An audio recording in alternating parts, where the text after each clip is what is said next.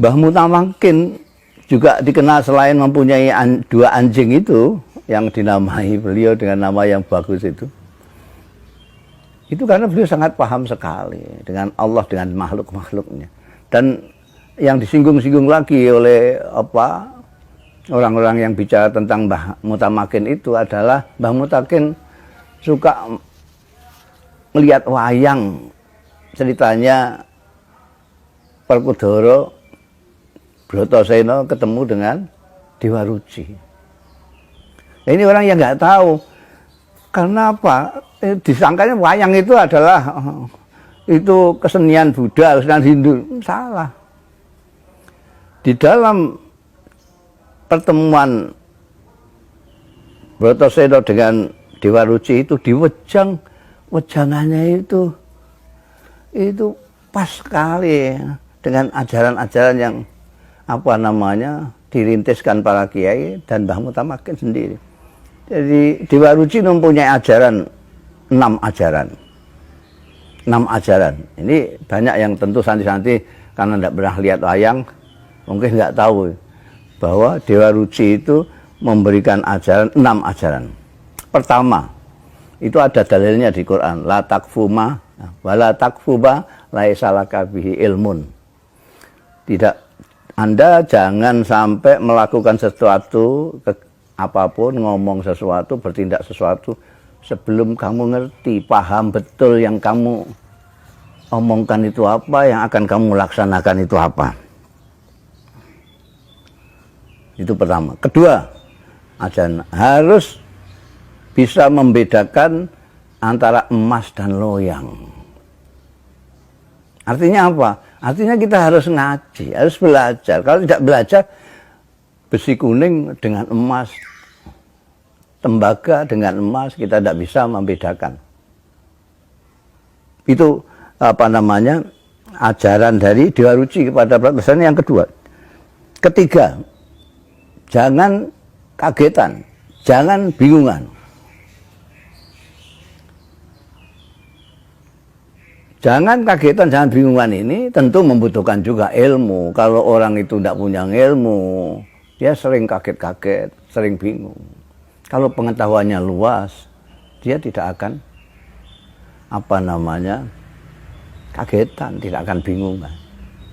Seperti falsafatnya pesantren. Dulu itu pesantren itu, orang kalau mondok pesantren itu niatnya tidak muluk-muluk, tidak kepingin jadi pilot, kepingin jadi anggota DPR, kepingin jadi petinggi negara, tidak. Bahkan tidak kepingin jadi kiai, tidak kepingin jadi mubalek. Apa? Dulu, nggak tahu sekarang. Dulu itu orang mondok ke pesantren, niatnya adalah menghilangkan kebodohan, titik. Niat mencari ilmu untuk menghilangkan kebodohan. Dan kita tahu bahwa kebodohan tak bisa hilang.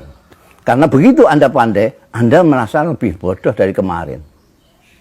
Kalau Anda sudah merasa pandai, di situ Anda mulai bodoh. Nomor keempat, ajarannya Dewa Ruci harus bisa mengendalikan nafsu. Nafsu amarah, nafsu lamah. Nafsu-nafsu yang mengajak kita untuk berbuat tidak baik. Ini ada semua dalilnya ini. Kalau Anda cari itu ada dalilnya semua. Cuma oleh pewayangan itu dikemukakan sedemikian rupa sehingga seolah-olah itu tidak berdalil. Seperti kiai-kiai kalau mau idhah hasan itu jarang dalil. Yang biasa dalil itu biasanya ustadz anyaran itu. Yang kelima, ajarannya ini juga ada dalilnya. Ilmu itu harus diamalkan. Bahkan ulama-ulama mengatakan ilmu yang tidak diamalkan itu bukan ilmu. Ilmu haruslah ada ilmu yang diamalkan. Dan itu pelajaran pesantren begitu. Santri-santri, keturunan-keturunannya dari Mbah Mutamakin semuanya mengajarkan ilmu harus diamalkan. Yang keenam, harus memahami tentang kefanaan dunia ini, termasuk kefanaan diri kita sendiri sebagai manusia. Nah, ajaran-ajaran kemanusiaan ini tambah lama, tambah hilang, dan kita sudah mulai menjadi orang-orang yang bermental instan, yang sulit sekali untuk bersungguh-sungguh di dalam mencari ilmu, dalam bekerja, dan lain sebagainya. Kita memahami agama juga sudhi itu di permukaannya saja, tidak masuk ke dalam. Karena masuk ke dalam itu harus bijiddin wajtihadin. Sementara kita tidak punya lagi kekuatan untuk jiddin wajtihadin. Kita sekarang malas sekali karena godaan-godaan hal-hal yang kita hadapi di zaman akhir ini. Kita tidak ada tirakat beras sekarang itu, nggak usum tirakat segala macam itu. Kesungguhan itu sudah tiada, sehingga kita sekarang suka yang sudhi. Kalau kita lihat itu apa namanya, mau'idhah, tausiah itu kebanyakan sudhi semua, tidak sampai yang mendalam seperti yang diajarkan Mbah Mutamakin. Jarang sekali kita apa namanya menukik ke dalam. Kalau bahasanya Bung Karno, mencari api daripada Islam itu untuk dikorbankan kepada diri kita sendiri, sehingga kita itu tadi aneh sekali. Kita melakukan sesuatu untuk menyenangkan Allah, mencari ridha Allah, tapi dengan tidak sadar atau tidak berpengetahuan lalu menyakiti hamba-hamba Allah. Saya sering menyontohkan orang yang berdesak-desakan untuk berebut mencium Hajar Aswad itu. Lihat itu, mereka berebut Hajar Aswad, menyikut kiri kanan supaya dia bisa mencium Hajar Aswad. Ini apa artinya? Dia ingin mencium Hajar Aswad itu untuk kepentingan siapa? Untuk menyenangkan Tuhan atau menyenangkan diri kita sendiri? Tanyakan kepada mereka yang rebutan mencari Hajar Aswad untuk dicium. Untuk menyenangkan diri sendiri atau menyenangkan Allah? Kalau jawabnya untuk menyenangkan Allah, itu aneh sekali. Bagaimana mau menyenangkan Allah dengan menyakiti, mengikuti hamba-hambanya? Tidak masuk akal. Jangankan Allah, saya saja. Kamu ingin menyenangkan saya, anak saya, kamu sikuti, keplak kamu. Dan orang lalu lupa bahwa mencium Hajar Aswad itu paling tinggi hukumnya sunnah. Sedangkan menyakiti hamba-hamba Allah itu haram. Bagaimana untuk mendapatkan kesunahan dengan keharaman? Ini sama saja dengan korupsi, sedekah dari uang korupsi. Tidak menghilangkan kotornya korupsi. Jadi kemanusiaan kita itu menjadi luntur karena kita salah memahami ilmu, salah memahami tentang kesalehan. Saleh yang sejati adalah orang yang saleh, baik dengan Allah dan baik dengan hamba-hamba Allah. Baik dengan Tuhan dan baik dengan manusia. Tidak bisa. Anda baik dengan manusia tapi tidak sholat, tidak puasa, tidak beribadah kepada Allah. Kamu separuh takwa. Sebaliknya, kamu sembahyang, kamu ngoceh soal Islam segala macam, tapi kamu jahat, zalim kepada sesama hamba Allah, kamu belum berarti orang yang bertakwa. Nah, karena kemanusiaan ini begitu tipis, ya ini husnudzon saya. Allah itu begitu baik. Kita itu selama ini dengan dunia itu tidak berjarak. Bahkan karena tidak berjaraknya kita dengan dunia, begitu cintanya kita kepada dunia, itu kita bisa tega kepada sesama manusia, sesama hamba Allah Ta'ala. Kita lupa, ini sama-sama manusia.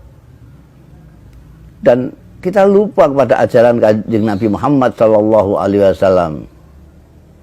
La yu'minu ahadukum hatta yuhibba li akhihi ma yuhibbu li nafsihi.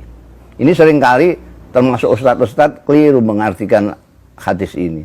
Diartikan orang tidak sempurna imannya sebelum dia menyintai saudaranya seperti menyintai dirinya sendiri. Ini tidak benar, tidak pas. Karena kalau artinya begitu, redaksinya tentu la yu'minu ahadukum hatta yuhibba akhahu kama yuhibbu nafsahu. Ini tidak. Hatta yuhibba li akhihi ma yuhibbu li nafsihi. Jadi kalau seperti contoh saya tadi, kalau saudara kita kalau kita senang mencium Hajar Aswad, kita harus senang juga kalau saudara kita bisa mencium Hajar Aswad. Kalau kita senang dihormati, kita harus senang juga kalau saudara kita dihormati. Ini ajaran Kanjeng Nabi. Tapi itu semua karena kedekatan kita dengan dunia yang tidak berjarak sama sekali itu, ini lupa semua, termasuk orang Islam terhadap ajarannya. Maka karena kebaikan Allah Subhanahu wa Ta'ala, maka Allah memberi pelajaran dahsyat kepada kita. Adanya pandemi sekarang ini. Sekarang ini kita dibuat sedemikian rupa harus berjarak dengan dunia. Bahkan kita dengan sesama pun disuruh berjarak. Ya, berjarak. Ini pelajaran yang perlu kita cerdasi.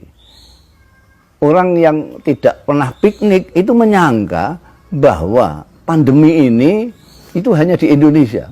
Bahkan ada yang menyangka bahwa pandemi ini hanya di dusunnya sendiri saja. Padahal ini di seluruh dunia. Di Timur Tengah, di Eropa, di Amerika, di Mekah Al-Mukarramah itu semuanya terkena dampak. Semuanya.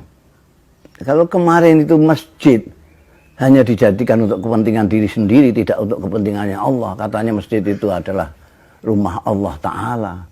Sekarang rasakan kamu bisa.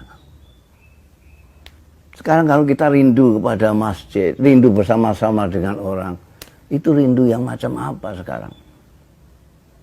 Kita sekarang diingatkan, kita itu sama. Kullukum min Adam wa Adam min turab. Kullukum min Adam wa Adam min turab. Selama ini kita kotak-kotak hamba Allah itu. Allah ketika berfirman, walaqad karramna bani Adam, itu tidak ada embel-embel kelompok ini, kelompok ini. Karramna bani Adam. Pokoknya yang namanya manusia dimuliakan oleh Allah Ta'ala. Tapi kita sendiri malah tidak memuliakan, bahkan tidak memuliakan diri kita sendiri. Jadi saya kira penting sekali lagi, penting sekali kita mencermati, mengkaji tidak hanya apa yang kita baca dari kitab, tapi apa yang kita baca dari situasi, dari perilaku, dari contoh-contoh dan ajaran-ajaran pendahulu kita seperti tokoh yang kita peringati saat ini, Mbah Mutamakin. Dengan demikian kita tidak sia-sia dalam melakukan kegiatan memperingati haul beliau. Kita akan mendapatkan sesuatu yang berharga yang dapat kita jadikan pegangan hidup selanjutnya.